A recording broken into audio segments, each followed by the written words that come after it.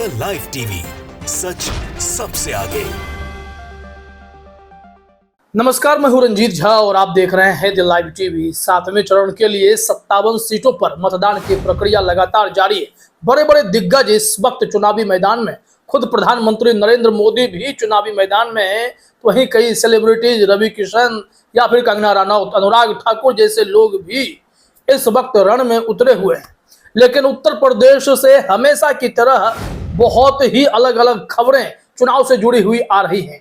आरोप यह लग रहा है कि पीठासीन अधिकारी, जिसे आप चुनाव अधिकारी भी कह सकते हैं, उन पर गंभीर आरोप लग रहे हैं कि वो फर्जी वोटिंग कराने की कोशिश कर रहे हैं, खेल में जुट गए हैं। बीजेपी के कार्यकर्ताओं के द्वारा भी यहां वोटिंग को प्रभावित करने की खबरें मिल रही हैं।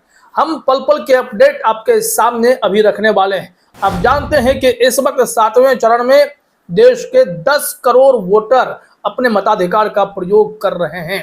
ऐसे में शाम तक आंकड़े आएंगे कि कितने प्रतिशत की वोटिंग हुई है, लेकिन 6:30 बजे के बाद एग्जिट पोल भी शुरू हो जाएगा और फिर 4 जून को नतीजे भी दिखेंगे। लेकिन इस बीच जो वोटिंग की प्रक्रिया चल रही है, उस प्रक्रिया के दौरान कितनी बाधाएं आ रही हैं और किस तरीके के खेल चल रहे हैं, इसकी रिपोर्टिंग लगातार एक एक चरण में समाजवादी पार्टी के कार्यकर्ताओं ने की है। बूथ दर बूथ रिपोर्टिंग हो रही है और यह बहुत ही बेहतरीन बात है कि लोकतंत्र के चौथे स्तंभ की जिम्मेदारी भी अब राजनीतिक कार्यकर्ता उठा रहे हैं। उन्हें पता है कि अगर वो चौकस नहीं रहेंगे तो परेशानी बढ़ जाती है।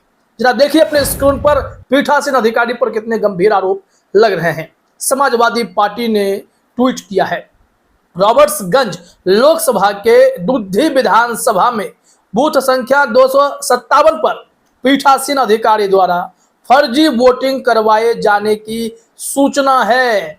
यह बहुत बड़ी खबर नहीं है।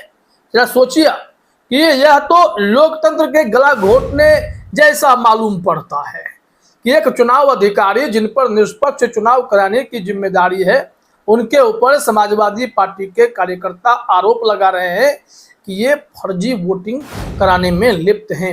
बूथ नंबर 257 और टैग किया गया है चुनाव आयोग को कि निष्पक्ष मतदान सुनिश्चित करें। हालांकि थोड़ी देर बाद आप इस पर जवाब भी देखेंगे। जो वहां के डिस्ट्रिक्ट इलेक्टोरल ऑफिसर होंगे वो इस पर जवाब देते हैं। निर्वाचन अधिकारी जो होते हैं या फिर वहाँ पुलिस सिस्टम है, वो सब जवाब देकर यह बताने की कोशिश करते हैं कि ऑल इज वेल है। लेकिन रॉबर्ट्सगंज लोकसभा पर सिर्फ यही खबर नहीं है कि पीठासीन अधिकारी के द्वारा फर्जी वोटिंग कराए जाने का मामला सामने आया है। इस संबंध में कई और ट्वीट सामने आ रहे हैं, कई और इंफॉर्मेशन सामने आ रहे हैं, वो हम आपको अपडेट लगातार दे रहे हैं। तो रॉबर्ट्सगंज पर क्या स्थिति है इस वक्त, वो जरा देखिए। यहाँ अलग अलग बूथ संख्या, ये तो आपने 257 पर देखा, लेकिन बूथ नंबर 72, 73 की भी रिपोर्टिंग हो रही है। क्या रिपोर्ट सामने आ रही है, जरा देखिए अपने स्क्रीन पर। समाजवादी पार्टी ने कहा है, रॉबर्ट्सगंज लोकसभा के घोरावल विधानसभा में बूथ संख्या 72, 73 पर भाजपा के लोगों द्वारा मतदाताओं को किया जा रहा परेशान। ये गजब का खेल है। बीजेपी वाले परेशान करने में जुट जाते हैं, पीठासीन अधिकारी फर्जी वोटिंग कराने में जुट जाते हैं। बंगाल से तो खबरें आई हैं कि ईवीएम को ही तालाब में फेंक दिया गया है, इतना गुस्सा है। मतलब पूरी तरीके से अगर सिस्टम को समझा जाए तो चुनाव की प्रक्रिया, मतदान की प्रक्रिया के बीच इस तरीके की घटनाएं लोकतंत्र पर हमेशा से एक सवालिया निशान लगाती हैं कि जिनके ऊपर इस वक्त चुनाव कराने की जिम्मेदारी है, वो लोकतंत्र की रक्षा कैसे करते हैं। वो निष्पक्ष चुनाव कराने के लिए जिन पीठासीन अधिकारियों को भेजते हैं, क्या वो सही से अपना काम कर रहे हैं? अगर सही से अपना काम कर रहे हैं तो फिर बीजेपी के द्वारा परेशान किए जाने की खबरें, पीठासीन अधिकारी के द्वारा ही फर्जी वोटिंग में लिप्त हो जाने के आरोप, ये मामले एकदम से हैरान करने वाले हैं। इसमें अलर्ट होने की जरूरत है। अब देखिए जरा अपने स्क्रीन पर, आप सलेमपुर से भी रिपोर्ट आई है। समाजवादी पार्टी ने इस मामले में जो आरोप लगाए हैं, उसके बाद डिस्ट्रिक्ट मजिस्ट्रेट बलिया का इसमें जवाब भी है, वो भी हम आपको दिखाएंगे। लेकिन उससे पहले यह ट्वीट देख लीजिए। सलेमपुर लोकसभा के बांसडीह में बूथ संख्या 179, 180, 181 पर पीठासीन अधिकारी नहीं बनने दे रहे समाजवादी पार्टी का एजेंट संज्ञान ले चुनाव आयोग निष्पक्ष मतदान सुनिश्चित हो। अब यहाँ समाजवादी पार्टी के इस गंभीर आरोप पर डिस्ट्रिक्ट मजिस्ट्रेट बलिया का जवाब भी है। आरोप आप समझ गए हैं कि इन 3-4 बूथों पर पीठासीन अधिकारी मनमानी कर रहे हैं, ऐसा आरोप समाजवादी पार्टी के द्वारा लगाया गया है और कहा जा रहा है कि उनके जो कार्यकर्ता हैं जिन्हें पोलिंग एजेंट के तौर पर पार्टी नियुक्त करती है, उन्हें वहां पर पोलिंग एजेंट बनने ही नहीं दिया जा रहा है, उन्हें बैठने ही नहीं दिया जा रहा है। और ऐसे में यह विवाद बढ़ा तो डीएम तक शिकायत पहुंची है ट्वीट के माध्यम से। तो जवाब भी आया है कि पीठासीन अधिकारी द्वारा अवगत कराया गया है कि समाजवादी पार्टी के किसी भी एजेंट द्वारा बूथ में संपर्क नहीं किया गया है। मतलब हमेशा की तरह जो चुनाव अधिकारी हैं या चुनाव से जुड़े हुए रिटर्निंग ऑफिसर हैं, वो सब अमूमन जिला अधिकारी होते हैं रिटर्निंग ऑफिसर, वो इसमें तुरंत खंडन कर देते हैं कि ऐसा कुछ नहीं हुआ है, जबकि ऐसी खबरें सामने आ रही हैं। अब देखते हैं अगले ट्वीट में बीजेपी को लेकर भी गंभीर सवाल है। अब समाजवादी पार्टी ने जो गंभीर आरोप लगाए हैं, यह ट्वीट तो और हैरान करने वाला है। जरा अपने स्क्रीन पर देखिए, यहाँ प्रचार सामग्री मतदाताओं को बांटी गई है, यह आरोप लगे हैं। आप भी अपने स्क्रीन पर देख सकते हैं, प्रधानमंत्री मोदी की तस्वीर लगे ये पर्ची जो है, इसमें और भी कुछ डिटेल्स हैं। ये वोटर की पर्ची भी है और ये साथ में प्रचार सामग्री भी दी जा रही है। और यह मामला काफ़ी गंभीर है। और यह मामला कहाँ पर है? गाजीपुर लोकसभा में, जहाँ पर पर्ची के साथ साथ यह भी बताने की कोशिश है कि मोदी जी को वोट करना है। भाई, मोदी जी तपस्या कर रहे हैं। समाजवादी पार्टी ने जो यह काम किया है रिपोर्टिंग करके, ये बहुत अच्छी बात है कि ऐसे लोगों को एक्सपोज किया जा रहा है। इस तस्वीर में आप देख सकते हैं, साफ तौर पर यह दिखता है कि मतदाताओं को मतदान के दिन भी प्रभावित करने की कोशिश चल रही है।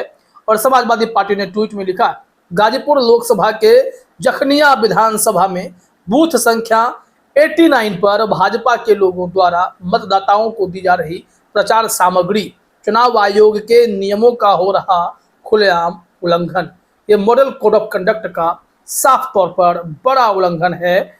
और यहाँ अब स्थिति यह हो गई है कि जैसे तैसे चुनाव जीतने के लिए हथकंडे लगाए जा रहे हैं।